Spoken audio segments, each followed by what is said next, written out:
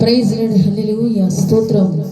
మనందరము కూడా 29వ దినపు కృతజ్ఞత మరియు విజ్ఞాపన కూడికకు దేవుడు మనల్ని సజీవులుగా ఉంచి ఆయన నామాన్ని కీర్తించడానికి, ఘనపరచడానికి ఆయన ఇచ్చిన కృపను బట్టి స్తోత్రాలు చెల్లించుకుంటూ మనందరము ఆయన ఆరాధిద్దాం. హల్లెలూయా.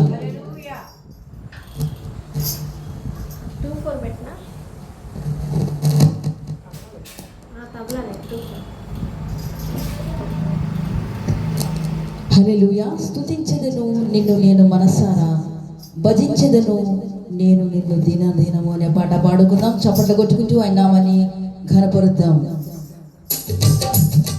స్తుతించెదను నిన్ను నేను మనసారా, భజించెదను నేను నిన్ను దినదినము.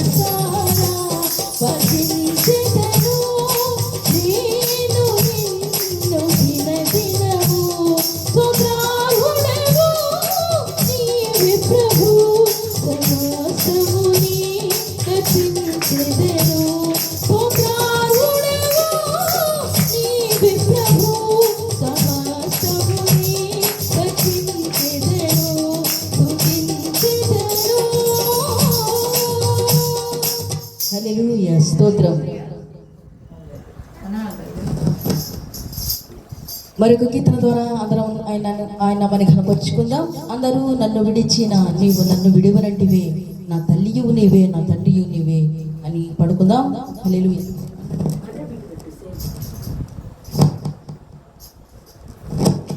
హల్లెలూయా, స్తోత్రం.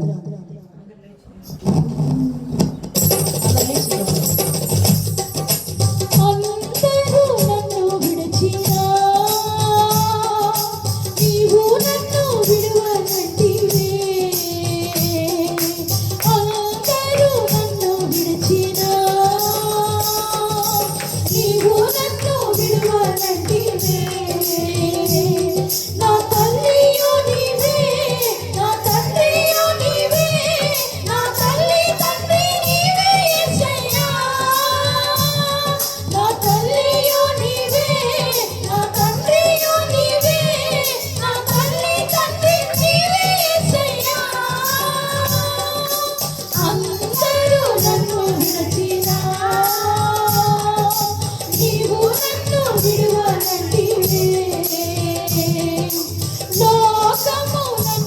విడిచినా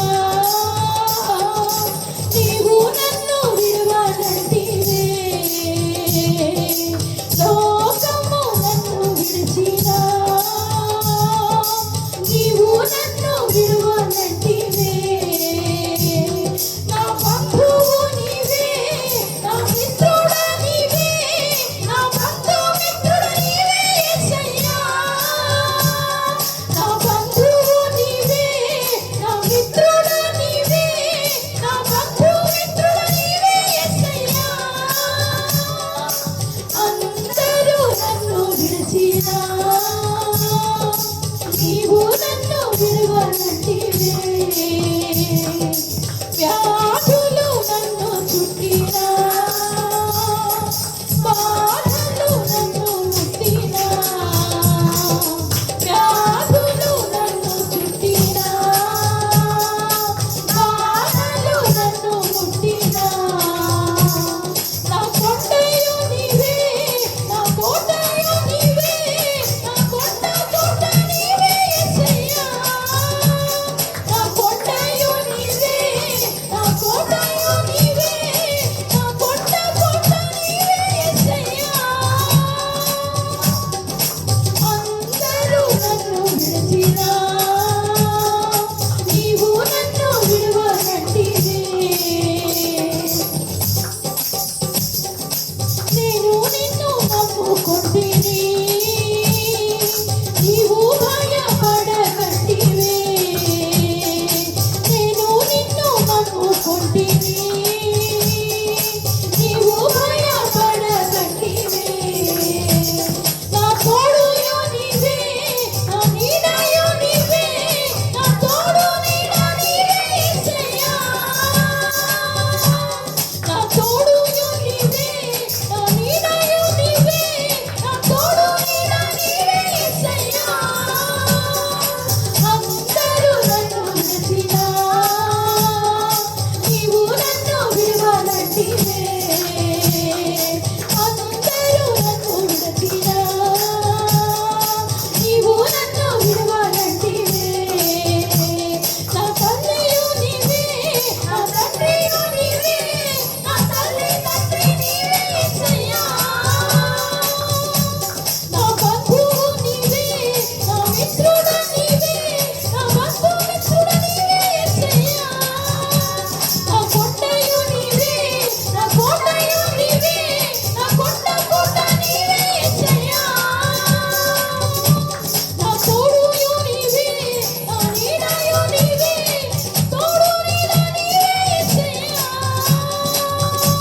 నా తల్లియు నీవే, నా తండ్రియు నీవే, నా తల్లి తండ్రి నీవే యేసయ్యా.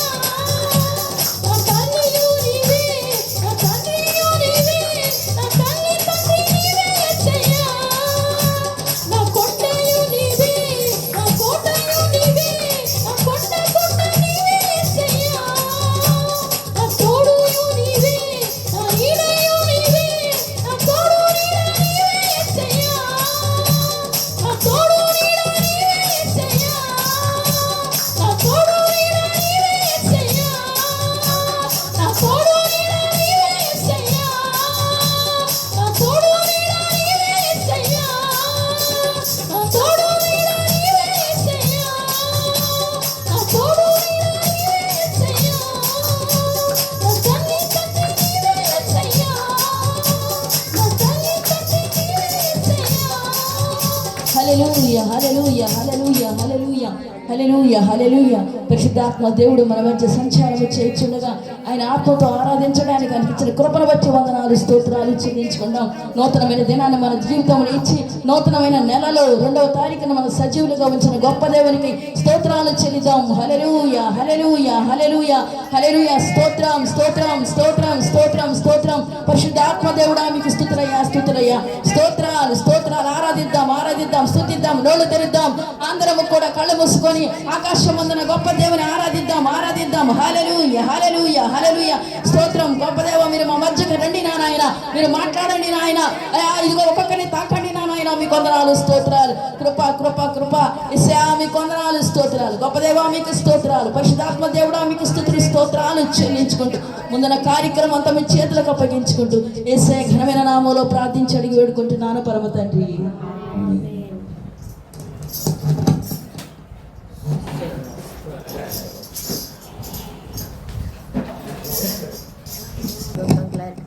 యేసయ్యకి మహిమ కలుగును గాక. మీ అందరికీ వందనాలండి. ఇప్పుడు దాకా యేసయ్య పాటలతో దేవుడిని యేసయ్యని మహిమపరిచిన ప్రతి బిడ్డలకి అందరికీ వందనాలండి. మందిరంలోకి వచ్చిన అందరూ కూడా దేవుడిని పాటల ద్వారా మహిమపరిచినందుకు యేసయ్యకి సమస్త మహిమ కలుగును గాకండి. ఆమేన్. 2 మాటలు మనం మాట్లాడుకొని వాక్య భాగంలోకి వెళ్దాం. రోజు చెప్పినట్లుగానే ఈరోజు కూడా చెప్పుచున్నానండి. ఈరోజు మంది 29వ రోజు మనం మొదలుపెట్టి మనకి 29 రోజులు కూడా యేసయ్య మనతో ఉండి మనకి కృతజ్ఞత కూడికని ముందుకి నడిపించుచున్నందుకు యేసయ్యకి మహిమ కలుగును గాక. ఆయన గొప్ప దేవుడండి. ఎందుకనగా మన దేవుడు ఎలాంటి గొప్ప దేవుడు అంటే మనం ఎంత నమ్మకంగా ఉండాలో కూడా వాక్య భాగంలో మనం చెప్పుకుందాము. అలాగే మనం అసలు కృతజ్ఞత కూడిక ఎందుకు పెట్టాల్సి వచ్చింది అంటే అందరూ ఎవరైనా సరే వాళ్ళు ఎవరైతే ఉన్నారో వాళ్ళకి ఆ కార్యం కనుక జరిగితే అప్పుడు కృతజ్ఞత కూడిక పెడతారండి. మనమైతే దేవుడు దర్శనంలో చూపించాడని కృతజ్ఞత కూడిక పెడుతున్నామండి. అంటే యేసయ్య అంటే మనకి అంత బలమైన విశ్వాసం ఉండాలి అని ప్రతి బిడ్డని కోరుకుంటున్నా. దేనికంటే నేను బలమైన విశ్వాసంతో ఉన్నాను కనుక దేవుడు నాకు దర్శనములో పెద్ద మందిరము కట్టి ఆ మందిరముని దాని తాళపు చెవులు నాకు ఇచ్చి, నాన్న ఈ మందిరము నీకోసమే అని నాకు తాళం చెవులు ఇచ్చాడు.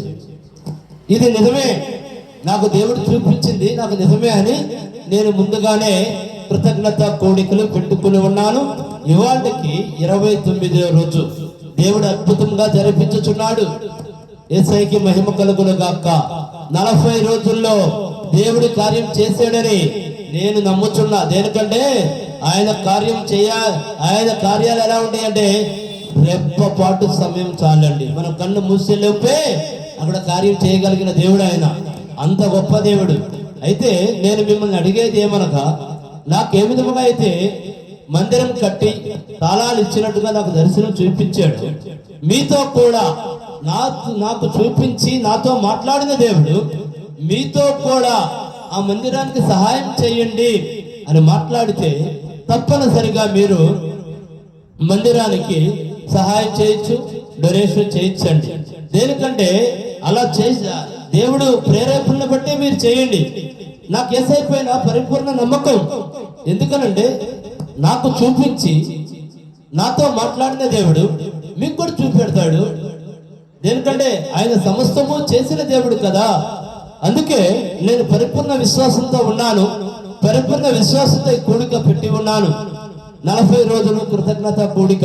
నాకు దేవుడి కార్యం చేశాడని నేను ముందుగా ఈ కృతజ్ఞత కూడిక పెట్టి ఉన్నాను. ఈ సందేశాన్ని విన్న ఎవరైనా సరే దేవుడు మీతో మాట్లాడి ప్రేరేపించబడి నేను మందిరానికి నా వంతు సహాయం నేను చేయాలి అనుకున్న వారు ఎవరైనా కింద స్క్రోలింగ్ వస్తూ ఉంటుంది.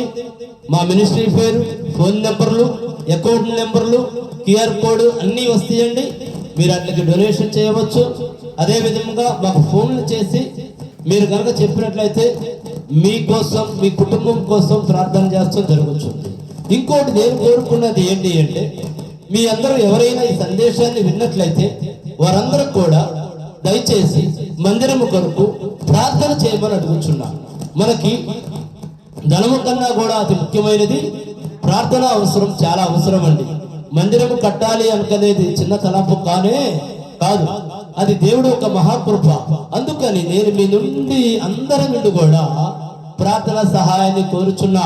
దేనికంటే అక్కడ ప్రార్థన జరిగితే, ప్రార్థన కనుక మీ అందరు కనుక చేస్తే మహా అద్భుతాలు దేవుడు చేస్తాడని నేను అన్ను.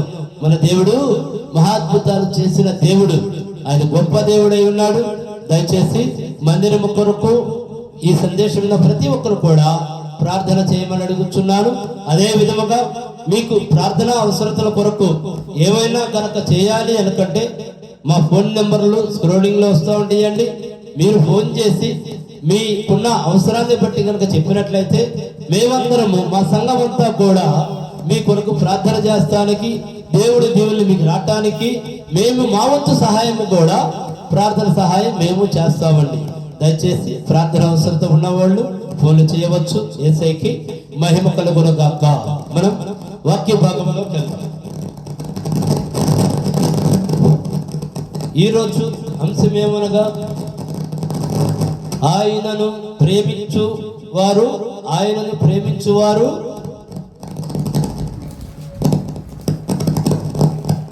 ప్రేమించు వారికి దేవుడు చేసే అద్భుతాలు. మనం ఎవరిని ప్రేమించాలంటే యేసయ్యని కనుక మనం ప్రేమిస్తే ఆయన మన పట్ల చేసే అద్భుతాలు. ప్రతి ఒక్కరూ ప్రేమించాలి యేసయ్యని. మనం చేయవలసిన కార్యం ఏంటంటే, మనం చేయవలసిన పని యేసయ్యని ప్రేమించాలి, యేసయ్యని నమ్మాలి, యేసయ్య మనతోనే ఉన్నాడు అని మన పూర్ణ హృదయంలో యేసయ్యకి చోటు ఇవ్వాలి. మనలో ఉన్నాడు. ఈ 3 పనులు మనం ఖచ్చితంగా చేయాలండి.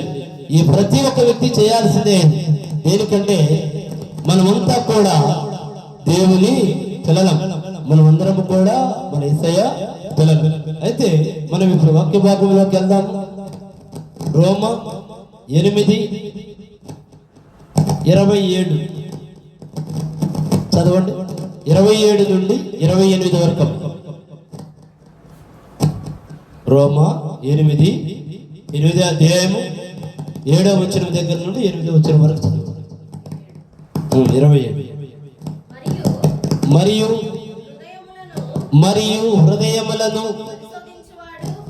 మరియు హృదయములను పరిశోధించువారు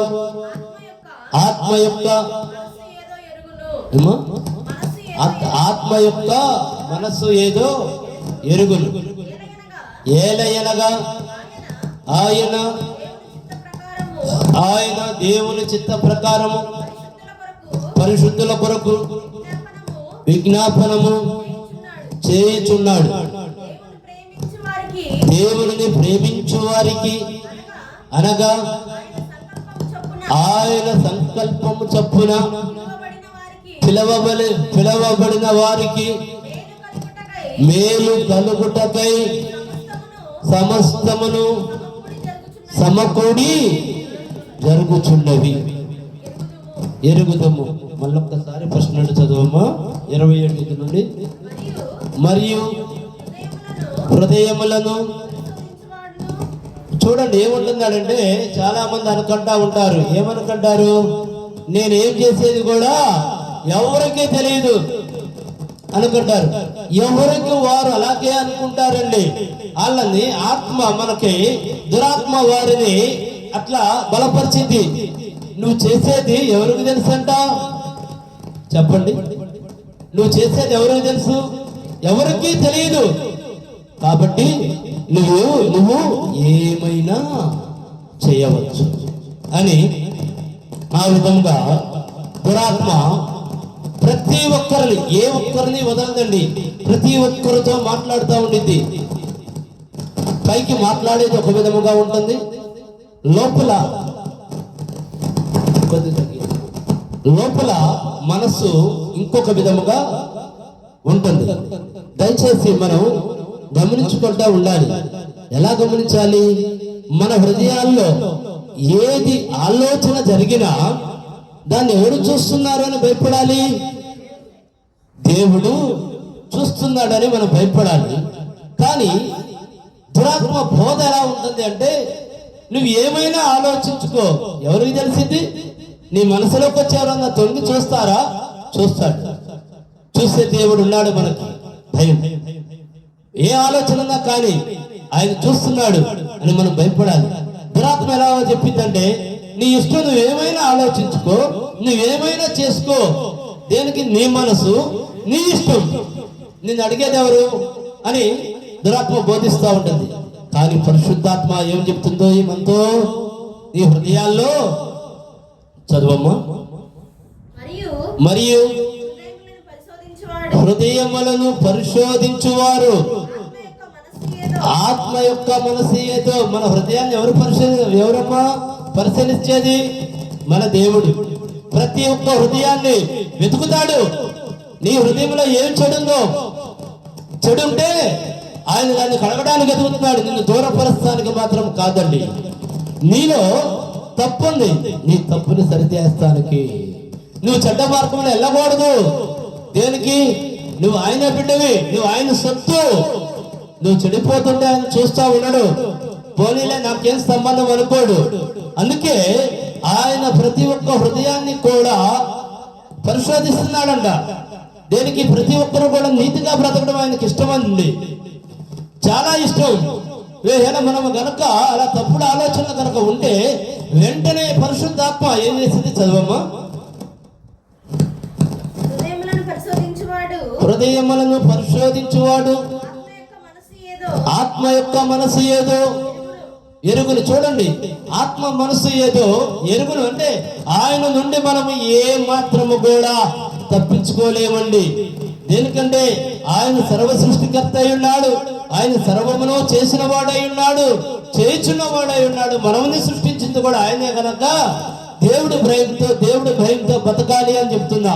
ప్రతి ఒక్కరు ఎవరు కూడా ఆయన నుండి తప్పించుకోలేరు. మన హృదయాన్ని చూసే దేవుడు ఆయన, నీ యొక్క ఆత్మను చూసే దేవుడు ఆయన. ఇంకా ముందుకెళ్ళమ్మా. ఏలయనగా ఆయన ఆయన దేవుడి చిత్త ప్రకారము పరిశుద్ధుల కొరకు ఏం చేస్తున్నాడు?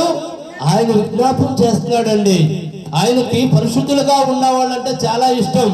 ఆయన కూడా విజ్ఞాపన చేస్తున్నాడు. అయ్యా నా యేసయ్యా, నా తండ్రితో చెప్పుకుంటున్నాడు, నాయనా వీళ్ళంతా కూడా పరిశుభ్రంగా ఉండాలి, పరిశుద్ధులుగా ఉండాలి అని. దేనికంటే మనలో ఒక భయం చాలా మంది కంటే చాలా మందికి ఉండాలి.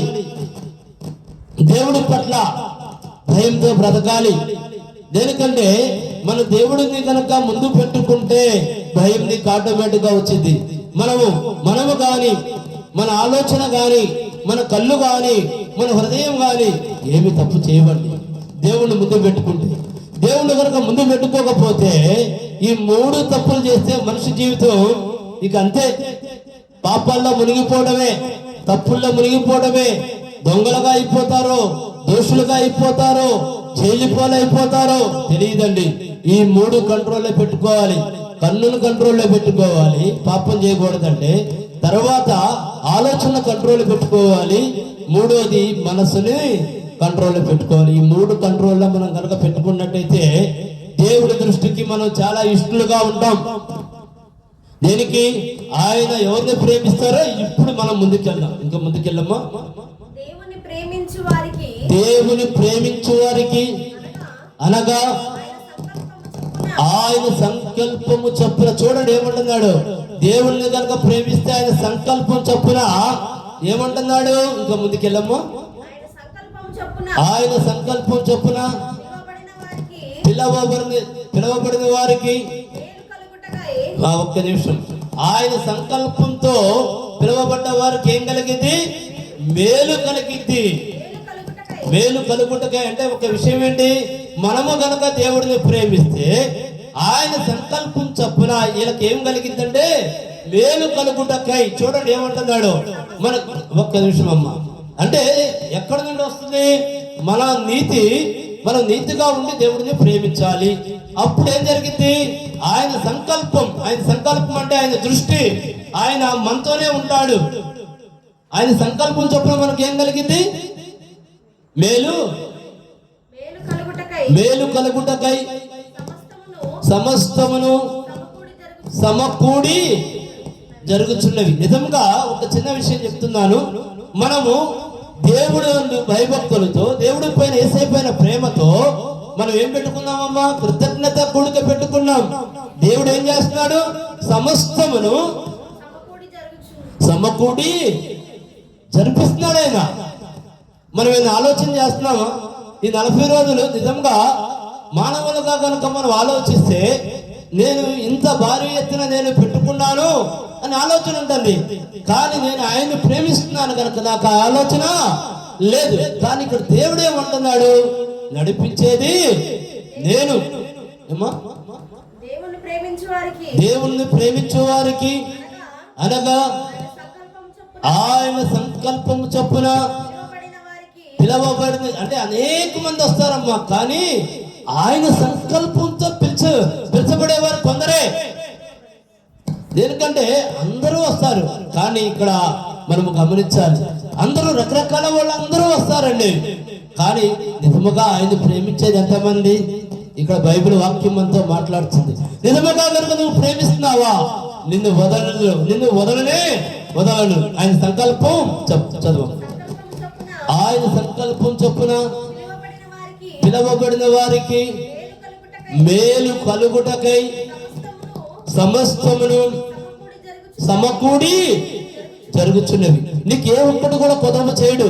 ఆయన పిలుచుకున్నాడు కదా నిన్ను, ఆయన ఏర్పాటు చేసుకున్నాడు, ఆయన నిన్ను పిలుచుకున్నాడు. సమస్తమును సమకూడి అంటే నీకు ఎక్కడ ఏది లోటు కాకుండా ఆయన మనకి జరిపిస్తాను అని వాగ్దానం ఇస్తున్నాడండి. మన దేవుడు ఎలాంటి దేవుడు? ఒక్కసారి వాగ్దానం మనకి ఇస్తే భూమి ఆకాశములు గతించిపోయినా ఆయన వాగ్దానము గతించిపోదు. ఇట్లా ఉండుగా ఏమందుము? దేవుడు మన పక్షమున ఉండగా మనకి విరోధి ఎవడు? చూడండి, దేవుడు మన పక్షాన కనుక ఉంటే మనకి విరోధి ఇంకెవరైనా ఉంటారా? సహజంగా మనకి విరోధులు ఎవరంటే అంతా కూడా ఈ లోకంలో ఉన్న మనకు శత్రువులు ఎవరైనా ఆలోచిస్తారండి. కానీ అది కాదు. ప్రతి ఒక్కరికి పుడతానే మనకి విరోధి ఎవరో తెలుసా? అపవాది. ఈ భూమి మీదకి రావడంలోనే మనకి విరోధి ఎవరంటే అపవాదే. వాడు చిన్న పిల్లల కాడ నుండి కూడా స్టార్ట్ చేస్తాడు. ఏదో ఒక వ్యాధి తీసుకొస్తా ఉంటాడు, ఏదో ఒక బాధ తీసుకొస్తా ఉంటాడు, పెరిగే కొద్దీ ఏదో ఒక సమస్యను తీసుకొస్తా ఉంటాడు, పెరిగే కొద్దీ ఏదో ఒక చెడ్డ ఆలోచనలు తీసుకొస్తా ఉంటాడు. నిన్ను విడవడు వాడు. మనకు అపవాది వాడు. మనం దేనికంటే మనకి విరోధులు అనుకుంటామని ఎవరు అనుకుంటారంటే మన చుట్టూ ఉన్న వాళ్ళని ఆలోచిస్తాం, వాళ్ళు కానే కాదు. మనం జీవించి ఉన్నంత వరకు మనకి విరోధి ఎవరంటే, మన కంటికి కనపడిన శత్రువు ఎవరంటే అపవాది కలిగి. దానిని మనం జయించాలి అంటే దేవుడు ఏమంటున్నాడు? మన పక్షమున, ఆయన మన పక్షమున ఉంటే విరోధి ఉంటాడా? యేసు నామం పేరు ఎత్తితే అపవాది నిలవగలిగిందా? వెలుగున్న చోట చీకటికి చోటుందా? ఒక రూమ్ అంతా కూడా చీకటిగా ఉంది, మనం వెళ్ళి స్విచ్ చేస్తామండి, బల్బ్ వెలిగింది. ఆ చీకటి ఎక్కడికి వెళ్తుంది అనేది అడ్రస్ ఉంటుందా చెప్పండి?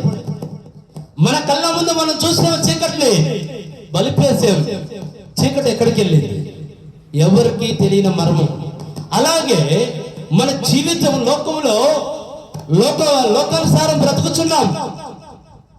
మన జీవితం అంతా చీకటి కమ్మిపోయి ఉంది, పాపాలు కమ్మిపోయి ఉన్నాయి, అప్పులు కమ్మిపోయి, ఆ అప్పులతో మునిగిపోయి ఉన్నాము, బాధలతో మునిగిపోయి ఉన్నాము. ఏ విధంగా అసలు మనకి అంధకారంలో ఉన్నాం, మనకేమీ అర్థం కావట్లా, మన మార్గం కనపడతల్లా. చీకట్లో ఏమన్నారు? మనకి మార్గం కనపడిందా? కనపడదు. మన జీవితంలోకి వెలుగు రావాలంటే ఏం చేయాలి? స్విచ్ చేయాలి, బలుపు ఎలగాలి, ప్రార్థన చేయాలి, నీ జీవితం వెలిగించబడాలి. అప్పుడేమవుతుంది చీకటి? అప్పుడేమవుతుంది అంధకారం? నీకు తెలియదు, అడ్రస్ లేకుండా వెళ్ళిపోతుందండి, కాదా? ఒక అతను అన్నాడు, మనోళ్ళు అతనే హేతువాదంగా జీవిస్తున్నాడు. నా దగ్గరికి వచ్చాడు, వేరే మాటల మీద మాట వచ్చి, బ్రదర్ నేను అసలు ఏసైని నమ్మనన్నాడు. ఎందుకండి అన్నాడు. ఏంటి అంతే, ఎందుకు నమ్మాలండి, ఏముంది అన్నాడు. ఇది ఇక్కడే మన ఆఫీస్లో లైట్లన్నీ కట్టేస్తాను, ఒక 2 నిమిషాలు నేను నీతో మాట్లాడతాను, నేను ఏం చేస్తాను నువ్వు చెప్పాను. మొత్తం తలుపులు వేసేసి లైట్ ఆఫ్ చేసి, ఏముంది ఇప్పుడు అంత చీకటి ఉంది అని లైట్ వేసి, మనం చూస్తున్నప్పుడు చీకటి ఉంది, లైట్ వేస్తూనే వెలుగు వచ్చింది. ఈ చీకటి ఎక్కడ పోయిందో చెప్పు, ఏసై ఉన్నాడో లేదో నేను చెప్తాను. ఏం చెప్తాడండి? చీకటి ఇక్కడికి వెళ్ళిందని ఆయన అడ్రస్ ఉంటుందా? బల్బ్ వేస్తూనే చీకటికి అడ్రస్ ఉండదు. నీ జీవితం ఇలాగే బాధల్లో ఉందా, వేదనలో ఉందా, కరువులో ఉందా, లేకపోతే శత్రువుల మధ్య ఉందా, లేకపోతే నీకు అసలు నీ బ్రతుకు ఏమిటో నీకు అర్థం కాకుండా ఉందా, రా యేసయ్య సన్నిధానంలోకి నువ్వు రా. నువ్వు నీ చుట్టూ ఏమొస్తుంది? వెలుగు వస్తుందండి. ప్రార్థన అనగా వెలుగు, వాక్యం అనగా వెలుగు, యేసయ్య అనగా వెలుగు. ఆయనలో కనుక ఉంటే నీ బాధలు అడ్రస్ ఉండవండి, నీ వ్యాధులు అడ్రస్ ఉండవు. నిజం నేను చెప్పే మాట. చీకటి ఎక్కడికి వెళ్ళిపోతుంది అనడానికి దానికి అడ్రస్ ఏ ఉండదు. మనం చూసిన చీకటి కాదా, లైట్లు ఆపేస్తే ఏముంది చీకటి, కానీ స్విచ్ చేస్తే వెలుగుగా మారిపోతుంది. నీ జీవితం చీకట్లో ఉందేమో, నీ బ్రతుకంతా చీకట్లో ఉందేమో, నీకు ఎటు చూసినా మార్గం కనపడతలేదేమో, నీకు ఏ పని దొరకటం లేదేమో, ఎలా జీవించాలని భయంతో ఉన్నావేమో, రా యేసయ్యను ప్రార్థన చేయి. చీకటికి అడ్రస్ ఉండదు. వెలుగు దెబ్బకి చీకటి ఎటు వెళ్ళిపోతుందో కూడా తెలియదండి. ఇక్కడ ఉన్న చీకటి ఎక్కడికి పోయింది ఎవరు సమాధానం చెప్పలేరు.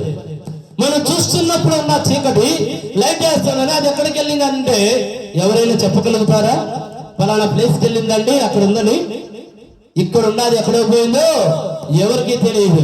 అట్లాగే ఉన్న బాధలన్నీ ఎటు పోయినాయో ఎవరు కూడా చెప్పలేరు. నీ జీవితంలోకి వెలుగొస్తే ఏ బాధ అయినా అడ్రస్ ఉండదు, ఏ వ్యాధి అయినా అడ్రస్ ఉండదు, ఏ అప్పైనా అడ్రస్ ఉండదు. ఏదైనా సరే పారిపోవాల్సిందే. అంత గొప్ప దేవుడు అండి మన యేసయ్య.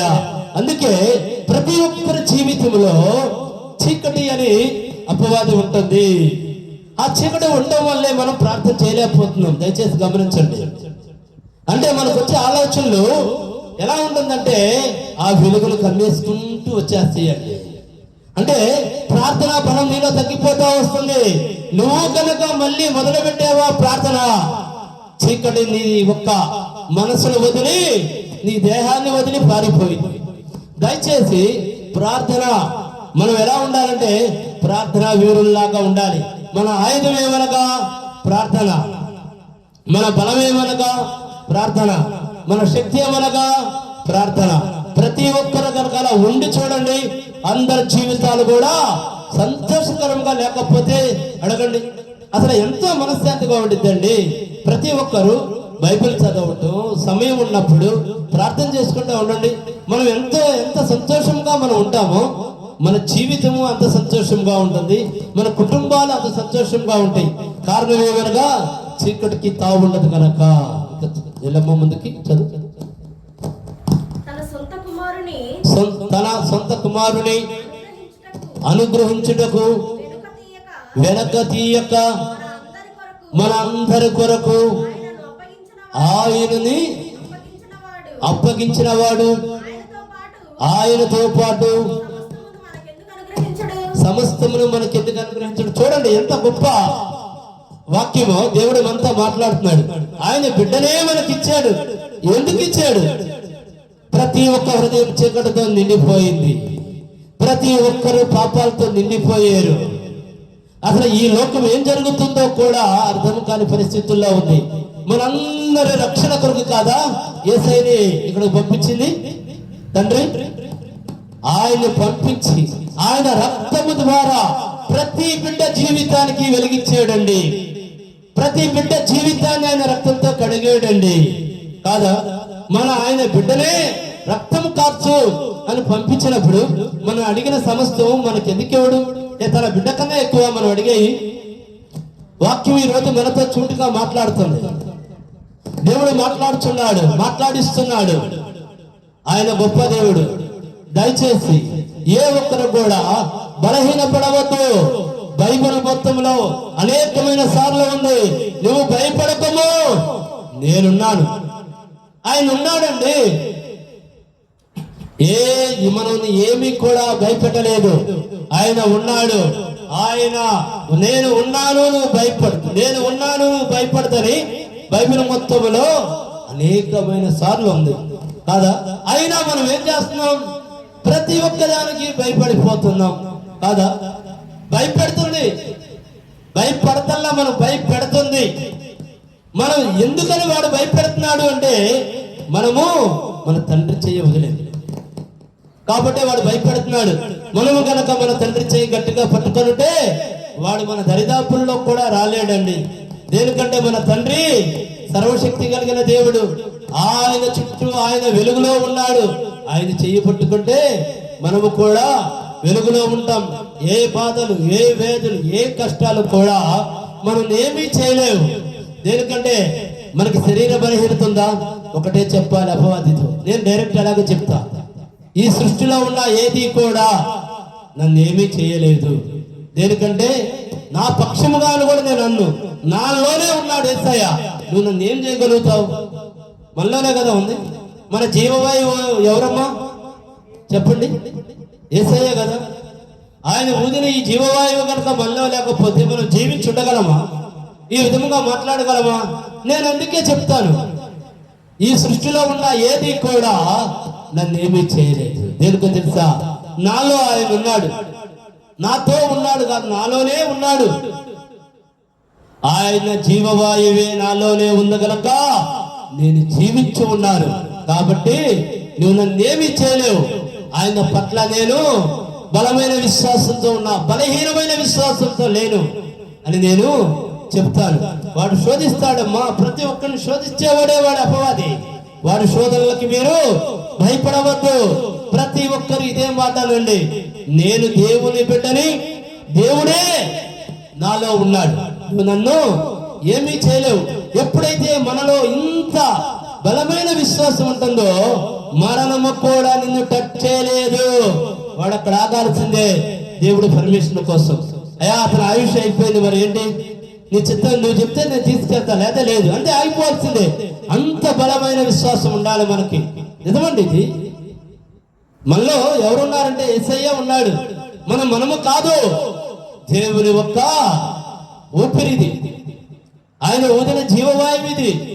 కాబట్టి ఏ ఒక్కళ్ళు కూడా ఈ దేహాన్ని అపవిత్రం చేసుకోవద్దు, పవిత్రముగా జీవించాలి. దేవుడు మనతో ఉండాలి అంటే ఆయన మనలో ఉన్నప్పుడు మనం కనుక తప్పు చేస్తే ఎలా ఉంటుంది చెప్పండి? అందుకే అపవాది ఆలోచనల్లా ఇదే, ప్రతి ఒక్కరితో తప్పు చేయించాలి, చేయకూడదు. మనం దేవుడి బిడ్డలం అంతే. యేసయ్యకి మహిమ కలుగును గాక. మనం చెప్పుకున్న ఈ వాక్యముని దేవుడు సరే ఇంకొక చిన్న విషయం చెప్పి, మన ఎడల ప్రత్యక్షము కాబోవు మహిమ ఎదుట ఇప్పుడు కాలపు శ్రమలు ఏమో ఎడదగినవి కావని ఇచ్చుచున్నారు. చూడండి, ప్రతి ఒక్కరు అనుకుంటా ఉంటున్నారు, నా కళ్ళ ముందు శ్రమలు ఉన్నాయండి, ఇవన్నీ ఎలా పోతాయి? కానీ వాక్యం ఏం మాట్లాడుతుంది? ఇంకోసారి చెప్పమ్మా. మన ఎడల ప్రత్యక్షము కాబోవు మహిమ ఎదుట ఏమంటున్నాడు? మన ఎడల ప్రత్యక్షము కాబోవు మహిమ ఎదుట ఇప్పుడు కాలపు శ్రమలు ఎండ తగినవి కాదు. దేవుడి వాక్యం ఇలా మాట్లాడుతూ ఉండిద్దండి. అంటే ఆయన వాక్యం మనతో మాట్లాడుతున్నప్పుడు మనం బలపడాలి. ఇక్కడ నుండి వెళ్ళిపోవడంలోనే బలహీన పడవద్దు. మనం ఏం చేయాలి? ఈ వాక్యాన్ని విని హృదయంలో దాచుకోవాలి. అపవాది వచ్చినప్పుడు ఈ బలం ఏంటో చూపించాలి. అంటే నీ విశ్వాసాన్ని బయటిది. మన జేబులో డబ్బులు ఉన్నాయి, మనకి ఏదన్నా కావాలి, డబ్బులు ఇస్తేనే మనకు ఆ వస్తువు వస్తుందా? దాని వైపు చూస్తే వస్తుందా? రాదు కదా. అలాగే అపవాది మన దగ్గరికి వచ్చినప్పుడు ఈ విశ్వాసాన్ని బయటికి తీస్తే వాడు పారిపోతాడు. దయచేసి అందరూ జ్ఞాపకం పెట్టుకోండి. దేవుడు ఈ వాక్యమును దీవించి ఆశీర్వదించును గాక. ఆమేన్. దయచేసి ముగ్గురు బిడ్డలు ప్రేరేపణ కలిగిన వారిని ప్రార్థన చేయమని యేసు నామములో కోరుకుంటున్నానమ్మా. అందరికీ వందనములు. యేసుకి మహిమ కలుగును గాక.